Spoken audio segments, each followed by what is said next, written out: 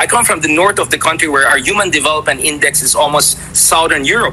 But if you go to Mindanao, their Human Development Index is sub-Saharan African level. Kaya sobrang naiintindihan at hindi ko rin talaga masisisi yung mga kababayan nating taga Mindanao. Kasi ako nga mismo sa sarili ko habang pinapanood ko yun, na kinukumpara niya yung sub-Sahara Africa sa mga taga Mindanao. Nagkikringe ako eh. Nararamdaman mo na parang hindi ko alam kung meron ba siyang puot, meron ba siyang sama ng loob, meron ba siyang galit sa mga taga Mindanao. Alam natin na posibleng may parte ng Luzon na mas nakakaangat sa Mindanao pagdating sa healthcare, education, lifestyle. Pero sa paraan kung paano niya sinabi, napaka-condescending. Kung sakaling taga Mindanao man ako at narinig ko tong sinabi niya, talagang mararamdaman ko rin yung inis, yung galit, yung sama ng loob. Ayokong sabihing bias ko yung mga taga Mindanao dito sa pagkakataong to eh.